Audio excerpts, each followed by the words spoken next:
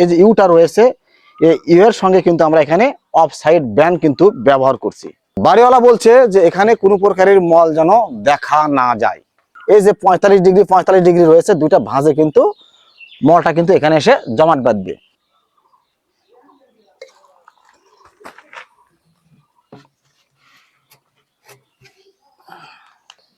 এই বাথরুমের লো কমোড হবে, আর সাধারণত লো কমোডের ক্ষেত্রে ফ্লোরের মধ্যে কিন্তু লং ট্রাপ ইনস্টল হয়। কিন্তু লং ট্রাপ ইনস্টল যখন হয়, পাশাপাশি কিন্তু আমরা কি করি, এখানে একটা শর্ট টুকরো দিয়ে থাকি, তাতে 12 ইঞ্চি হোক আর 18 ইঞ্চি হোক। আবার কাজে ভেদে দেখা যায় যে 35, 36 অনেকেই করে থাকে। আবার অনেকেই দেখি যেখানে লো কমোড থাকবে সেখানে কিন্তু প্লেন ব্যান্ড দিয়ে থাকে। আমি কিন্তু অনেক ভিডিও দেখছি যে সেখানে কিন্তু প্লেন ব্যান্ড দেওয়া থাকে, এবং পরবর্তীতে সে বাড়িওয়ালাগুলো কিন্তু কমপ্লেন করে যে বাথরুমের মধ্যে গন্ধ ছড়াচ্ছে। মূলত আমরা যখন হাই কমোড এবং লো কমোড ইনস্টল করব, সেখানে কি করি বা সেখানে আমাদের করণীয় কি, এটা কিন্তু একটা প্রশ্ন। আর এখানে দেখেন আমরা কি করছি, এখানে লং ট্রাপের সঙ্গে এই যে ইউটা রয়েছে, এই ইউ এর সঙ্গে কিন্তু আমরা এখানে অফ সাইড ব্যান্ড কিন্তু ব্যবহার করছি। তাহলে এখানে কেন অফ সাইড ব্যান্ড ব্যবহার করা হলো, এটা কিন্তু আপনারা প্রশ্ন রাখতে পারেন। অবশ্যই ভেঙে দেব। দেখেন এই যে ফ্লোর, এই ফ্লোর থেকে কিন্তু বিমটা রয়েছে, এই বিমটা রয়েছে ফ্লোর থেকে 2টা হাইটে। অর্থাৎ আমাদের কাজের যে সিস্টেম বা সূত্র, এই সূত্র অনুযায়ী আপনার বিম থেকে 3 ইটা উচ্চতায় থাকবে ফ্লোর। তাহলে 3 ইটা যখন থাকবে, সেই ক্ষেত্রে আমাদের এই টুকরা কিন্তু হবে 12 ইঞ্চি। 12 ইঞ্চি হাইটে থাকবে, আর 12 ইঞ্চি হাইটে থাকা কিন্তু একটা পারফেক্ট কাজ। যখন লো কমোটের 12 ইঞ্চি থাকবে, সেক্ষেত্রে কিন্তু এর মধ্যে লো কমোটের ভেতরে যদি কোনো কিছু আটকায় যায়, সেক্ষেত্রে কিন্তু পরিষ্কার করার জন্য অতি সহজ হয়ে যায়। কিন্তু অনেক বাড়িওয়ালাই আছে অনেক কিছু মেনে নিতে না পারে। দেখেন এখানে কিন্তু বিমের ওপরে 2টা ইটা গাঁথুনি করা আছে। 2টা ইটার উপর যদি আমরা এই লং ট্রাপটা যদি ইনস্টল করি, সেক্ষেত্রে আমাদের এখানে কিন্তু টুকরা খায় 6 থেকে 8 ইঞ্চি।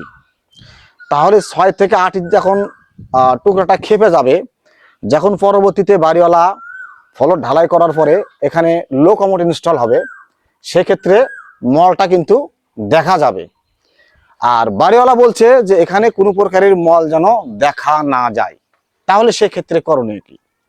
সেক্ষেত্রে করণীয় আমাদের একটাই, এখানে কিন্তু লং ট্রাপ সঙ্গে কিন্তু অফসাইড অবশ্যই পাস করতে হবে। এখানে যদি আমরা এখানে পাস না করি, তাহলে কি হবে, ওই যে মলটা রয়েছে আর মলটা দেখা যাবে। আর যখন আমরা এখানে অফসাইড ব্যান্ড ব্যবহার করব, সেক্ষেত্রে কিন্তু মলটা দেখা যাবে না। এই যে দেখেন সরাসরি দেখতে পারেন, মল কিন্তু কখনো দেখা যাবে না। এই যে অফসাইড রয়েছে, এই অফসাইডের এই যে 45 ডিগ্রি রয়েছে, 2টা ভাঁজে কিন্তু মলটা কিন্তু এখানে এসে জমাট বাঁধবে। কিন্তু আপনারা আরেকটা প্রশ্ন করতে পারেন যে এর মধ্যে যদি কোনো কিছু আটকায় যায়, বের করবেন কিভাবে, তাই না? আমি সবাইকে পরামর্শ দেব যে স্যানিটারি মিস্ত্রিগুলো রয়েছে বা বাড়িওয়ালা রয়েছে, যারা আমার এই ইউটিউবে ভিডিওগুলো দেখে থাকেন, আমি পরামর্শ দেব সব ক্ষেত্রে কিন্তু এই লং ট্রাপের সঙ্গে কিন্তু অফসাইড ব্যান্ড ব্যবহার করা যাবে না। আপনারা যদি সব ক্ষেত্রে ব্যবহার করেন, তাহলে কিন্তু আপনারা যে কোনো সময় বিপদে পড়তে পারেন। তবে এই লং ট্রাপের সঙ্গে 45 ডিগ্রি আর 2টা সমন্বয়ে যদি এটা অফসাইড, এই অফসাইড আপনারা ব্যবহার করতে পারবেন সেই জায়গাতে যেখানে দেখবেন আপনার ভার্টিক্যাল লাইন বরাবর উঠবে। দেখেন এখানে কিন্তু সেটাই হয়েছে। এখানে কিন্তু ফ্লোরিং করা হয়েছে পাইপ, একটা ওয়েস্ট ওয়াটারের আর একটা হচ্ছে সোয়ারেজ লাইনের। তাহলে 2টা মুখ কিন্তু এক জায়গায়, এখানে কিন্তু ভার্টিক্যাল লাইনের কাজ হবে।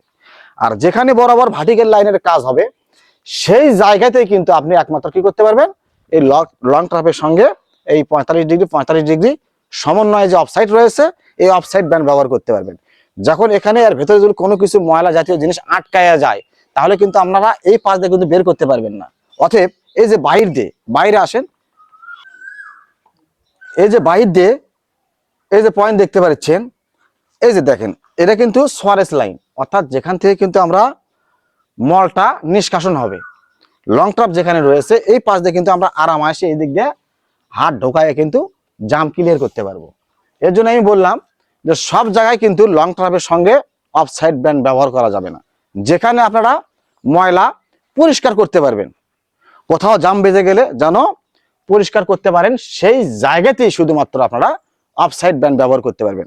আর অফসাইড ব্যান্ডের সুবিধা একটাই, আমি বললাম যে ফ্লোরটা যদি হাইটে কম হয়, উচ্চতায় যদি কম হয়, সেই ক্ষেত্রে মল দেখা যাবে। আর মল যেন দেখা না যায় বা পানি যেন ছিটে ফিটে উঠতে না ওঠে, সেক্ষেত্রে আপনারা অফসাইড ব্যান্ড ব্যবহার করতে পারেন। কিন্তু সব জায়গাতে কিন্তু অফসাইড ব্যান্ড ব্যবহার করা যাবে না। অবশ্যই এখান থেকে আপনাদের সতর্ক থাকতে হবে। অনেকেই প্রশ্ন করে যে ভাই এখানে এত গ্যাপ কেন, দুটা পাইপ কি পাশাপাশি ঠেকে দিলে তো ভালো হয়, জায়গাটা কম খায়। কিন্তু এখানে যদি আমরা গ্যাপ না রাখি, দেখেন এই যে এখানে কিন্তু যখন সোয়ারেজ লাইন এবং ওয়েস্ট ওয়াটারের কাজগুলো হবে ভার্টিক্যাল লাইনের, সেক্ষেত্রে কিন্তু আমাদের এখানে কি হবে, এই যে দুইটা ফিটিংস যখন লাগবে, এই যে দেখেন দুইটা ফিটিংস যখন লাগবে, তখন কিন্তু অনায়াসেই দুইটা ফিটিংস কিন্তু এখানে লাগানো সম্ভব হয়েছে। যদি আমরা এখানে দুইটা মাথা যদি একত্রিত করিয়ে দিই, এই যে একত্রিত যদি করিয়ে দিই, তাহলে কি হবে, পরবর্তীতে ফিটিংস কিন্তু লাগাতে পারবেন না। সেদিকে লক্ষ্য রেখে অবশ্যই এখানে 1 ইঞ্চি পরিমাণ গ্যাপ রাখতে হবে। আর 1 ইঞ্চি পরিমাণ যখন গ্যাপ রাখবেন, তখন কিন্তু দুইটা ফিটিংস কিন্তু লাগাতে সহজ হবে।